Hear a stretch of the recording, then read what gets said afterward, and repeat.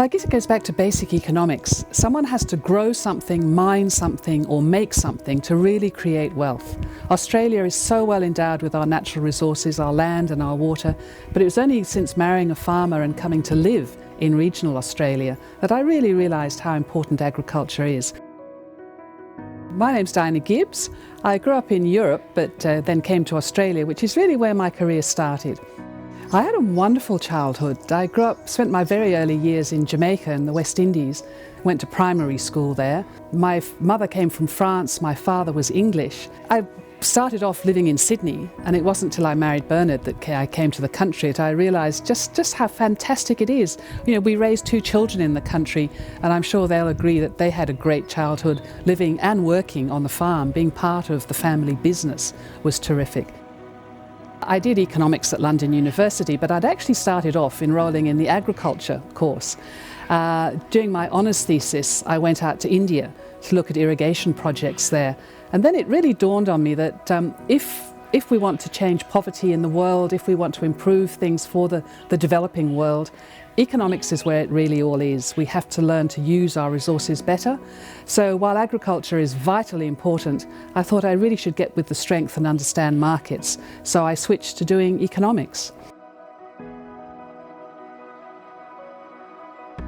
On a national scale, I've heard politicians say, oh, well, it's only 4% of our workforce, so who cares? Well, that might be true, but in the country, it can easily be 1/3 of all employment in the region is based on agriculture. It's half of our exports, and it's 100% of what we eat. So agriculture has to be the basic driver, and therefore it's so important to make sure we do it as well as we can. I was fortunate to get my first job in Sydney for a big firm of management consultants that then sent me all over the world. So I worked in Qatar, I worked in Nigeria, I worked in Libya. So it was a terrific start. I was very lucky.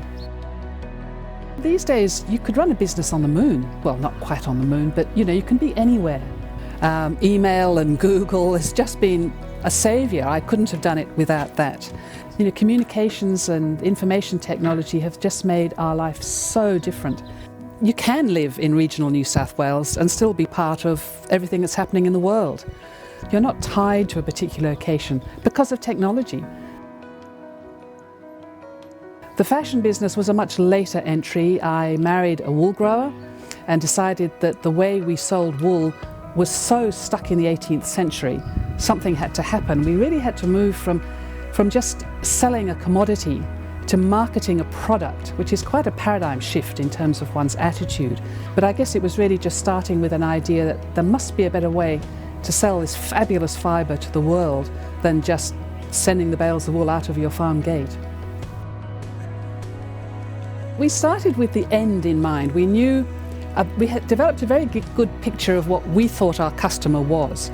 You know, woman over 35, independent, with her own ideas.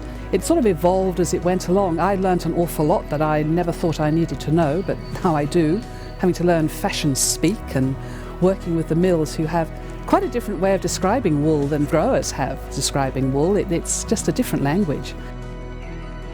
The idea of mentorship is always something I thought was, you know, that was all the management guru stuff and wasn't for me. And then I suddenly realised I'd actually been the beneficiary of a wonderful mentor without realising it.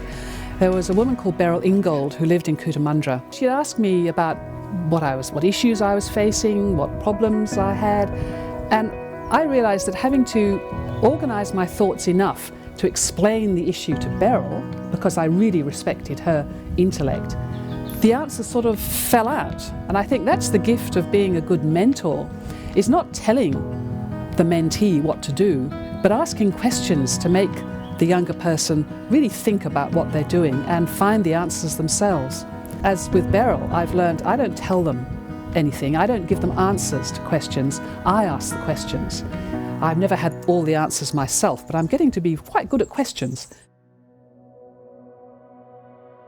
There are a lot of very capable young women, well, and men as well, but let's talk about the girls, and that's terrific. But I think they need to find out what really is involved in the responsibility of being a director of a company or of an organisation. It is a huge responsibility, and you need to really make sure you understand the issues that can be involved. So I would suggest develop your career, get good at something, get known for doing something.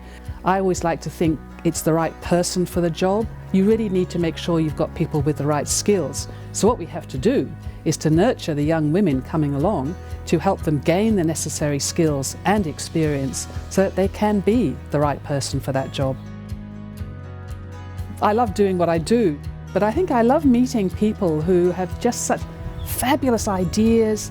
They've run their businesses so well, they just cope with the difficulties of life. It just fills me with enthusiasm and makes me very optimistic about the future.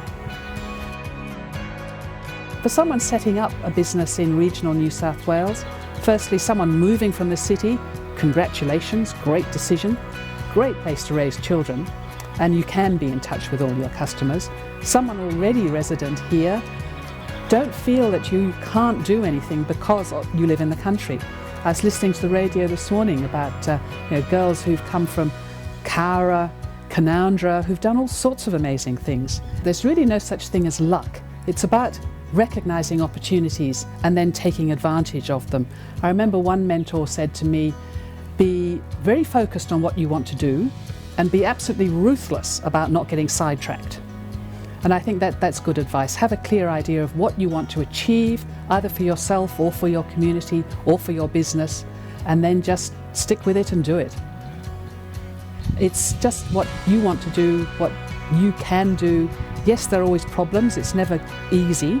I always feel suspicious when someone says, oh look, yeah, that was a piece of cake, I did that, no trouble.